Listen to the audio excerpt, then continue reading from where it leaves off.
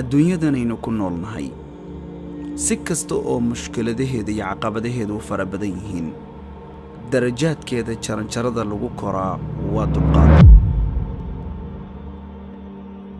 waxaan doonayaa barnaamijkan inaan idinkula wadaago 3 shay oo dhammaanteen ama ina haystay ama maanta ina haysta ama kuwa ina ka sii dambeeya haysan doona.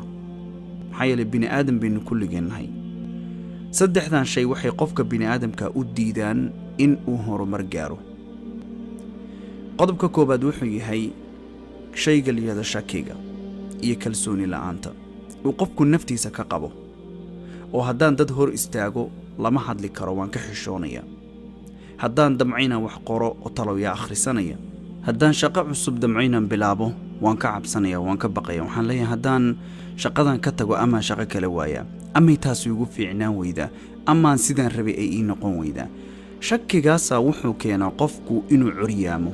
waxagu ka curyaamaya cagihiisi way shaqaynayaan, gacmihiisi way shaqaynayaan, indhihii way shaqaynayaan, laakiin meeshuu curyaanka ka yahay waa qalbiga. hadduu qalbigaagu curyaamo jirkaaga kala curyaamo waxba ma dhaantid. waxaana inta badan aad arkaysaa dadku inay dadka kale isbarbar dhigayaan. anigu heblaayo kale ma ahi, anigu hebeloo kale ma ahi, ma meeshuu gaari baan gaari karaa. waxaad ogaataa 9 bilood buu ku dhashay, hooyaa naas soo noojisay, waa ina aadam, bahda ilmo aadam buu ka tirsan yahay. saa darteed wax kuu diidaya ma jirto meesha uu hebel gaaray adiguna inaad gaartid. farqiga idiin dhexeeyaa uun waa shaqada uu qabtay, waa dadaalka uu ku dheer yahay, waa soo jeedkiisa badan, waa dulqaadkiisa faraha badan ee uu ku wajahay hawl kasta oo maaragtay ay u baahnayd in uu tallaabada cusub uu hirgeliyo qaado. waxaana in badan aad arkaysaa dadka in isbarbardhigoodu uu ka yimaado waxyaabaha dadka kale ay social media soo geliyaan. in fara badan maxay dadka ugu mashquulsan yihiin social media? maanta dhan qofku waxa qofka kale uu soo geliyay buu fiirinaya. wuxuu fiirinayaa qofkan baabuurka uu wato, meesha uu ka cashaynayo, dharka uu gashan yahay, sida uu u eg yahay, labiskiisa oo kiyaalaha uu gashan yahay, waxyaabaha uu xayeysiinayo. waxaan doonayaa dadka social media aadka ula socda oo fiirfiiriya dadka kale noloshooda raacraaca. tusaalaha marmarka qaarkood qof sawirkiisu qurux badan yahay oo hal wuxuu qurux badan soo geliyay baad arki, kabacdi waad raaci, waxaad sii fiirinaysaa waxa uu maalin walba soo geliyo. qofkan wuxuu soo geliyaa intaan cunto ka cunaya, baabuurkaanaan wataa, maanta halkanaan joogaayoon ka cashaynaya, caawa hoteelkan baan jiifa. waxyaabahaasoo dhan waxaan leeyahay dadka dabagalow waxba yaysan saamayn idinku yeelan. maxaa yeelay cidina lama wadaagto dadka guuldarradeeda iyo nusqaanta ay leedahay. ma qof waxaa jira guuldarradiisa social media soo dhexdhiga? maya.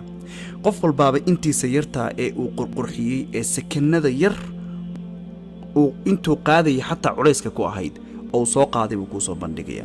saa darteed iyana waxba saameyna kugu yeelan ee waxaad hubisaa ood ku dadaashaa in wakhtigaaga aysan ku bixin dadka kale noloshooda daawashadeeda. dad fara badan waxaa noloshooda dib u dhigay oo meel la gaari waayeen habeenkii inuu joodariga qofku tago, taleefankiisa uu qaato, kadibna uu sii fiirsado dadka kale waxa ay soo geliyaan, iyadoo markaa looga baahnaa inay naftiisu nasato si ay berri u hesho enerjiga ku kici lahayd.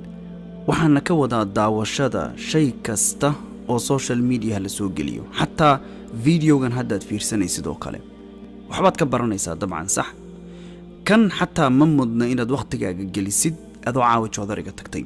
u sug berri subax hadday nafta kuu gaarto adoo enerjigaagu buuxo oo subax intaa soo kacdadoo fresh ah ayaad fiirsanaysaa biidni illaahi tabaaraka wa tacaala. cashar kasta ood u baahnaydna waad ka heli doontaa.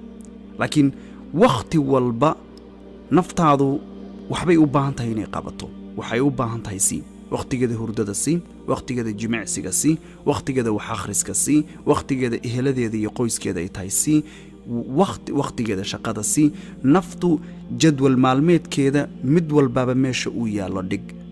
haddii la soo dhex galana ku dadaal in aan waxba aysan soo dhex gelin meesha. si kasta oo wax kale isku dayan inay u qasaan u diid. taasaa waxay keenaysaa noloshaadu inay noqoto nolol miisaaman oo waddo sax oo toosan ku socota. qodobka labaadan jeclay inaan idinla wadaago waa shayga la yidhahdo dib u dhigga oo in badanoo ina ka mida maanta ina curyaamiyey. uu qofku aaminsan yahay hadda ma qaban kare, berri ma qaban doonaa. waxay u badan tahay berri inaynaan qaban. haddaad aaminsan tahay berri baan samayn doonaa haddana awooddeedii aad haysin, waxay u badan tahay berri inaadan qaban doonin. dadka badankood riyadoodu way nooshahay habeenkii, subaxdiina way dhimatay, duhurkiina waa la aasay. waxaad ogaataa shay kastaa inta baahidaadu ay dhan tahay ayay la eg tahay xawaaraha iyo socodka aad dhankiisa u dhaqaaqdid. aan ku celiyo, haddii shayga baahidiisu ay dhan tahay ilaa xad aad u weyn, degdegta iyo qabashadiisuna aad bay kugu fududaanaysaa. ogowna waxaad dhaqaaqi kartaa oo shayga u degdegi kartaa oo samayntiisu ay fududaan kartaa oo weliba farxad iyo furfurnaan aad ku geli kartaa ood ku samayn kartaa isbeddel kasta iyo dhaqaaq kastoo noloshaada aad doonaysid marka ay baahidaadu la eg tahay sidii in ay noloshaadu ku xiran tahay oo kale. qodobka saddexaad ee ugu dambeeyaan jeclaysta inaan idinla wadaago waa wixii ku soo dhaafay. in badan dadka waxaa dib u dhigay wixii soo dhaafay. dhaawacyadii shalay soo gaaray buu cisbitaal weli la yaallaa, daawadiina way ag taallaa. waxaa dhacda qofku inuu furriin soo maray aad u kulul, laakiin ay taasu u suurtagelin weyd inuu dib dambeba u guursado. soomaali waxay tidhaahdaa dabkaad ku gubatay dambaskiisaad ka baqdaa. macnaha dambaskuma wax laga baqaa hadduusan kululayn? dabcan maya. dambasku wuxuu ku tusaya inaan dab meeshay jirin inta badan. marmar way jirtaa ay dhimbili ka hoosayso, waa xaqiiqo. laakiin haddana saas way tahay inay kaa hor istaagto guur dambe. ilaahay subxaana wa tacaala ku siiyey cimrigan, raaxayso. yaa kuu diiday? ilaahay baa kuu xalaaleeyey. wuxuu ilaahay kuu xalaaleeyey maxaad isugu diiday? dadka qaarkood waxyaabo dhibaata oo ka soo gaaray darteed buu shaygaasoo dhan karantiil buuba u jarayba, dib dambeba inuu eego ma rabo. taasaa waxay u diiddaa qofku inuu horumar lahaan waayo. waa in naftaadu ay mar walba soo dhowayso caqabad kasta oo kugu timid nolosha. maxaa yeele wixii ku soo dhaafay cashar bay ku ahaayeen. waxaana kuu sheegayaa ama doonaya inaan ku weydiiyo ama rabaa naftaada inaan ku sasabo oo caqligaaga ku soo dhoweeyo hal mid. dhibaatadii ugu darnayd ee noloshaada ku soo martay goormay ahayd? waxaa laga yaabaa inaad tirahdid maalintaa iyo maalintaa iyo maalintaasay ahayd. sax? dabcan waa isla garanay soo maa? ka soo gudub haddaba. dhibkaas ma cisbitaal baad u gashay? ma lagugu xiray? waxaa laga yaabaa intaba inaad tirahdid haa. maanta xaggeed taagantahay? ma cisbitaalka weli ku jirtaa? ma xabsigii baad weli ku jirtaa? ma dhaawacii baad weli tahay? ma dhaqaala darradii baa ku haysata? bal isweydiin. waad ka soo gudubtay. maadaama caqabadahaaba aad ka soo gudgudubtay oo ilaahay subxaana wa tacaala uu kaa soo gudbiyey, maxay tahay caddaynta ku hortaale ee ku tusaysa in caqabad kale oo kugu timaada aadan wajihi karin oodan ka tallaabsan karin oon ka ahayn fulaynimada iyo aragtida gaaban ee maskaxdaada ku jirta? ma jirto. waxaan kuu sheegayaa casharrada ugu kulul nolosha waa kuwa ugu macaan, waa kuwa midhaha ugu macaan laga gurto. mana mudna in caqabad kasta oo adag oo ku soo martay inay dib kuu dhigto. waa inay ku farxad geliso oo markaad inta meel fariisatid galab koob casariya oo carfaya hortaada aad soo dhigato, qorraxdu dhacaysa adoo daawanaya, aad kabanaysid. waa inaad soo xusuusatid maalmaha adkaa ee noloshaada ku soo maray. inta badan waxa hadafkayna ka lumiyey waa wixiina soo dhaafay waxba kama baranno. waxaanad ogaataa calool baahan, jeeb maran iyo qalbi jaban waxaa laga bartaa casharrada nolosha ugu adag uguna wanaagsan, midhaha ugu macaanna iyagaa laga gurtaa. taa mar walba ogow. waxaan ugu dambayn kuu sheegayaa buugga nolosha ha laabin.